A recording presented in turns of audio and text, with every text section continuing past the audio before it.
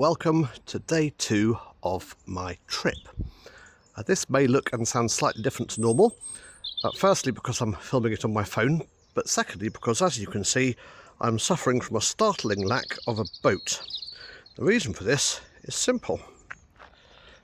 This here is the bottom lock at Stoke Bruerne, and because I am fabulously lazy and there are 7 locks, I invited some friends to help me up through the locks to Stoke Bruerne.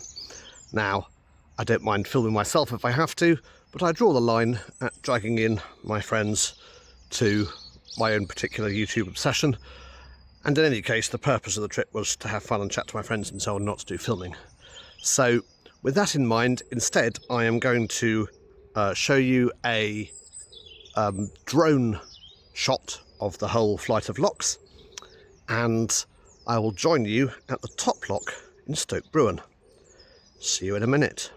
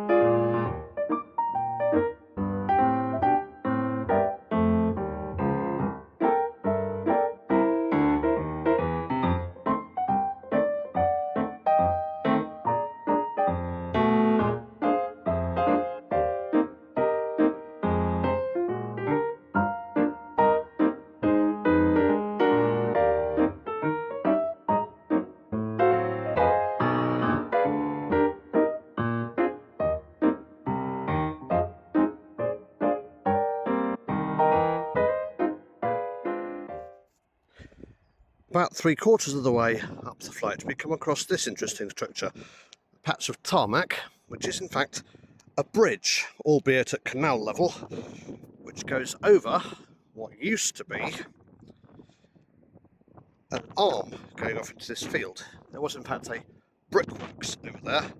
Whilst the arm has never technically been filled in, it's obviously not navigable anymore, even without the bridge at canal level. But the brickworks has rather nicely been turned into a nature reserve. So no doubt the sort of reedy, muddy ditch is home to all sorts of interesting wildlife. And that's got to be a positive thing.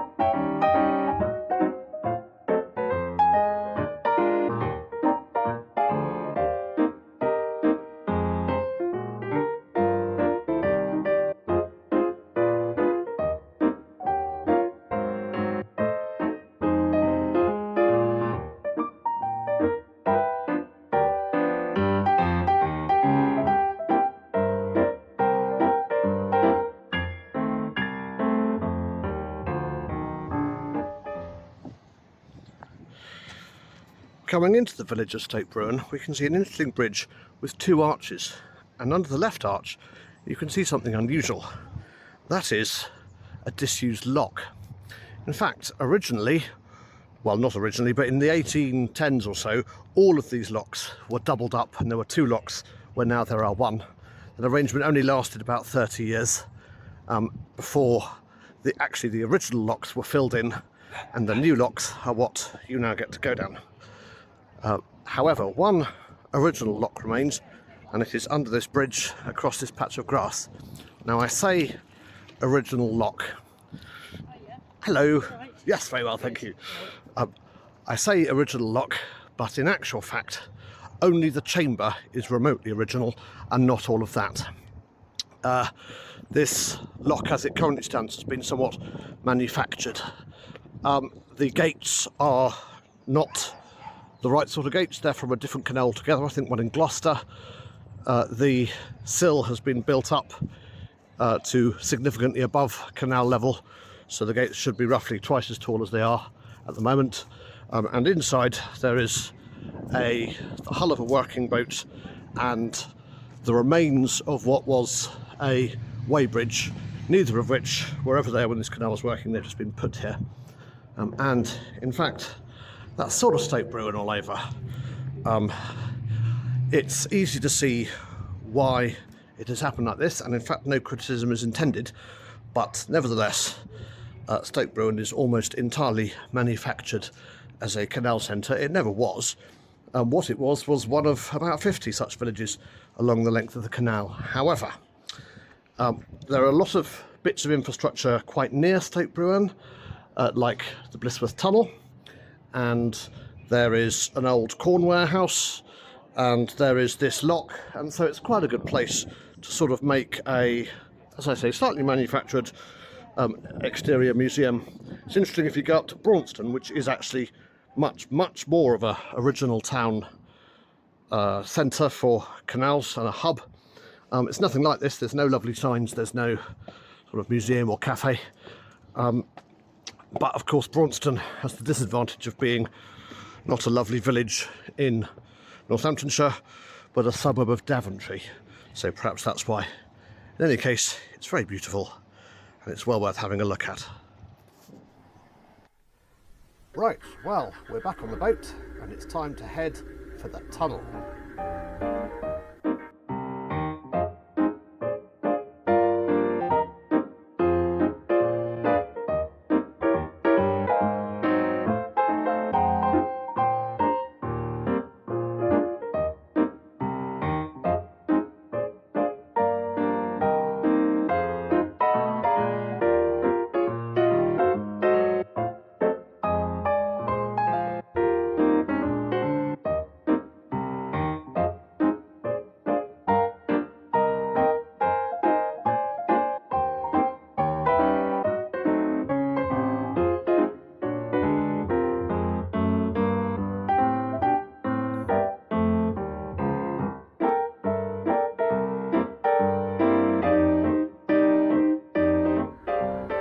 Right, here we are approaching Blissworth Tunnel at 3,100 yards. It's the third longest canal tunnel which still exists in the UK, and it takes about 45 minutes to traverse, which obviously I'm not going to show you all of because that will be 45 minutes of pretty much darkness. It has extra added fun and games, which is that it's below the water table, so you get dripped on a lot and in some cases thoroughly drenched. And it is wide enough to accommodate two boats, one going in each direction. A fact which we are going to find out in a minute. Let's see how we get on.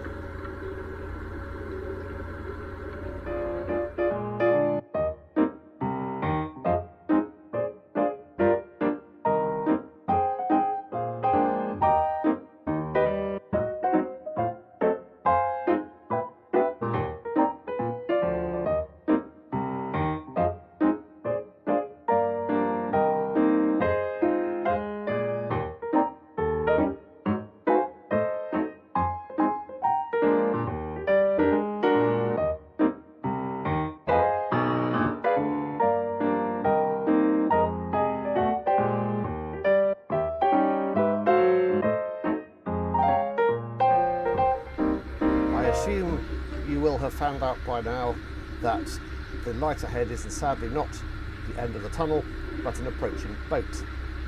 This isn't a problem because wide beam boats are only allowed through by arrangement, and then they close the whole tunnel to allow the wide beam boat through. So I know it's narrow beam, but this is literally what you can see whilst you're in the tunnel.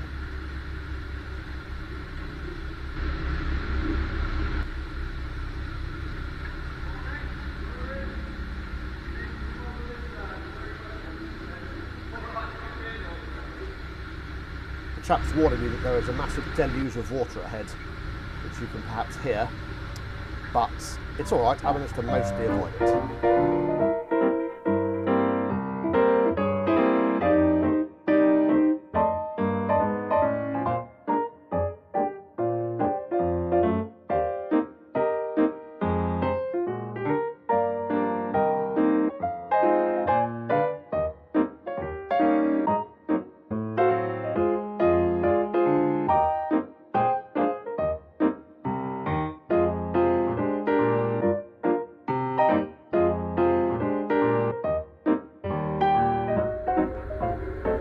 And look, we are pretty much at the tunnel's end, which is good because as we went through the tunnel I got absolutely soaked.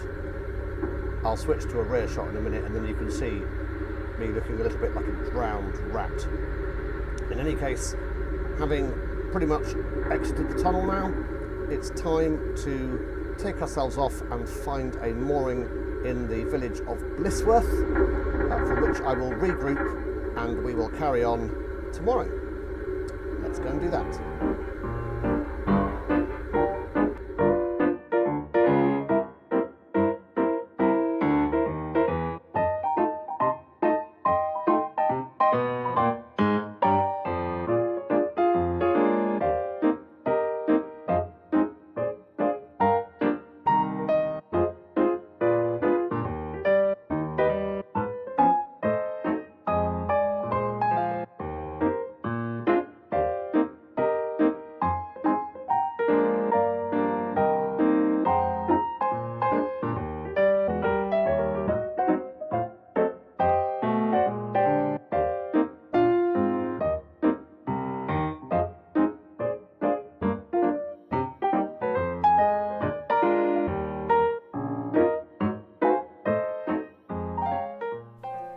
And here we are, more or less moored up. We're just reversing onto a mooring at Blissworth, from where I will go over the next couple of days up to Long Buckby, and we are going to hope that the lock flight is open in time for us to continue.